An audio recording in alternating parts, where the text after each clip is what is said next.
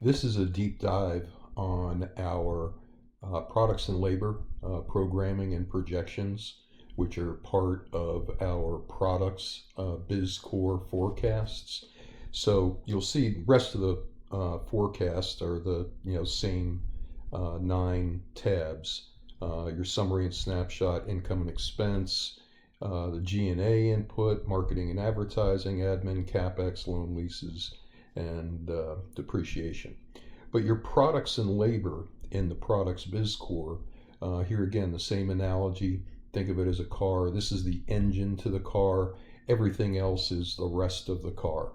So to set up your products and labor programming, first set up the product management compensation. You don't really have much direct labor in a product business, unlike services. Obviously, services are really delivered by your labor, and in products does have a labor component to it. Your manager, supervisor levels in your product department, and then any hourly labor that you might have that is associated with your stocking and inventory and things like that. So this works very similar to all of our other labor and compensation tables. So if they're annual, you put in their salary. If it's an hourly, you put in the hourly rate. It'll apply the payroll taxes, a percentage of the annual to benefits, and then number of hours per year. 2080 is typically 40 hours a week, typically used, and so that's your annual cost for this particular person. And it calculates your payroll taxes, any benefits that you've planned into that position, any additional costs for medical or any other expenses. Gives you a total cost per year for each of those positions. Then we've got a little expansion area here. Anything that you'd like to add to it, we can adjust this during the training and tweaks. Then we apply an annual increase and the month that that position starts.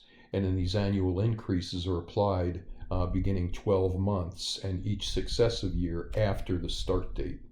So that's a pretty cool bit of logic that I'll show you down below.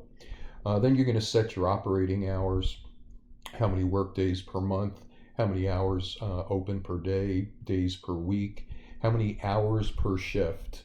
And this is really determined by, do you pay for their lunch or don't pay for their lunch? And it'll give you how many working hours per technician or per person. And then calculates how many shifts per week and how many technicians you need to cover each shift. So if you're operating 7 days a week, this would actually go to 1.4 and would tell you that you need 1.4 employees to cover each position if you're open more than 5 days, one shift a day. Then we have some service level assumptions. Even though this is a product pro forma, one of the big market trends today is customized products and services. So in products, I added a service component. It's pretty basic. And then also in the services BizCore, there's a products component. So here, this is what is the service level that's being provided with this product. You have a service cost. What are you marking up that service cost? And it gives you a service charge and a service profit. All of this data then starts flowing into programming your products. There's 3 different categories of products with individual products within each category. Then you have your raw product cost, and then variables for any direct product costs associated with that particular product. And then it takes those and marks them up together to give you a product price. There's another direct cost with no markup that just gets added to it, so it's just more flexible in designing your product line. So now you have a product total direct cost, and if you're going to incorporate some kind of service level, everything that you named up here, whether you change these names or left them the same, they show up in a drop-down list for you to select what level of service is being provided along with this product. And you saw that this just changed. So when you select a service level, it looks this up, adds in the cost, adds in the profit, and then adds that charge to your total charge for that particular product, calculates your gross profit on the entire product and service, gross profit percent. And then here, you're going to set within this category, what do you expect these products to be in your percentage of sales? This is something a little bit of trial and error. You can come in and play with this, but you want it to add up to 100% for all the products that you have programmed. You might not program all 6 products. You might only do 4, and you just set those to 0, the ones that you didn't do. So same thing for product category 2, product category 3. Now, anywhere you see green, that's where you can enter data. Everything else is going to be fixed or a result or have a formula in it. But when you come and enter like this product category name, that's going to flow down and update all of these areas. That's why these are no longer green here.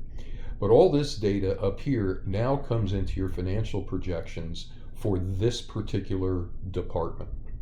And the way this works with products is you're going to set a gross revenue goal. How much are you expecting to sell? When you're first starting out, plug in a number here and then program the rest of the forecast and see where you're at to see if you need to come back and adjust these numbers. But then also within each category, very similar to how you set the product sales within a category, now you're going to set how much of product category 1 are you expecting to be your percentage of revenue, your overall revenue. And you'll do that for each product category 1, 2, and 3. So don't get overwhelmed by all this data here, but this is how your deep data gets created for your particular business. And so what we're calculating here is based on these percentages that you selected, what is the revenue coming in from each of these products? And I'm just repeating what you had entered up above here just for reference. Then based on the pricing and how those products were programmed up here, it's going to tell you how many of those units did you actually sell by product.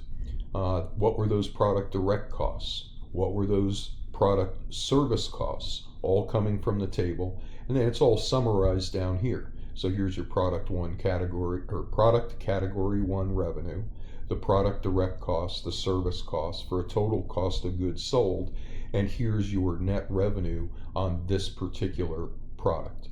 Here again, it's 60 months of monthly detail and then summarized into 5 one-year summaries. So you go through and you're going to just enter, just in the green here, what your revenue projections are for each of the product categories, and then it's going to create all this data. A couple other variables that go in here is annual price increases, annual service cost increases. The reason why this is negative is because when you first get started, your services might get a little more efficient.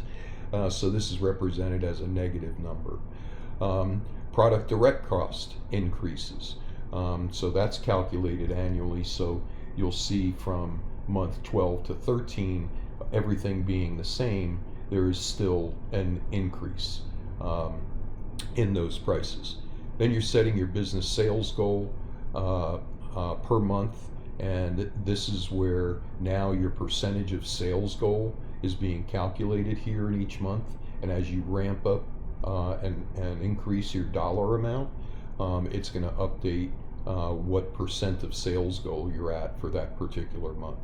And then it just calculates what your annual sales goal based on that monthly. So another couple things that get added in here. So all those price adjustments get incorporated here, and then they get obviously added into all your summaries down here. Now I've added another calculator here that I call efficiency factors. This can be used for any number of things. As you grow your business, your product costs could decrease because you're buying more. So this represents basically being able to decrease your standard pricing, but then also you have market pricing being applied from this. Okay, so your price or your direct cost increases, that's more market driven. Then these down here become really your internal operations. So actually here on services, so services can become more efficient. This is we apply that down here. I added that as well on a monthly level, and this applies at an annual level. So a lot of flexibility in how this can be programmed. And after that efficiency factor, it now comes down to total revenue with breakdowns for your product direct costs, your service costs, total cost of goods sold, net revenue. Then from your management and labor table up above, it's going to drop in those different labor and management compensations. Then a spot for any other direct operating costs can be filled in here and then allocated out into the months and summarized here. So you come up with a total gross operating profit from your products department. And this then flows over into your income and expense G&A input, and that's all reflected right here. So this comes in automatically, and then as you go through and add your G&A expenses, you're going to see more and more come down here. Also, from your products and labor, you're going to see what your revenue projections are and what you're expecting. This is going to flow over to your marketing and advertising for that month as the sale goal for that month. There's a video that goes into a deep dive on how this particular plugin works, but this is going to calculate your advertising costs in order to reach this sales goal for each particular month, and then it's going to calculate the total and drop it in to your different marketing channels. So that's a little bit of a deeper dive. There's a lot of insights that I could go into here that would make this a very long video, but there's a lot of insights that can be drawn from this, not only in just programming your business and what your business projections are, but you learn a lot about your business, especially here, where you start really digging into what are the products that I'm selling? How am I differentiating myself from the competition? What type am I doing? Some kind of value-added service, some kind of processing to this raw product that I bought, and I'm going to sell to the public or commercial customers. And so this is going to really teach you a lot about your business and designing your product line. So that's our products and labor programming and projections. It's the engine part of our products BizCORE forecast. Hope you enjoyed this. Hope you learned a few things, and thanks for watching.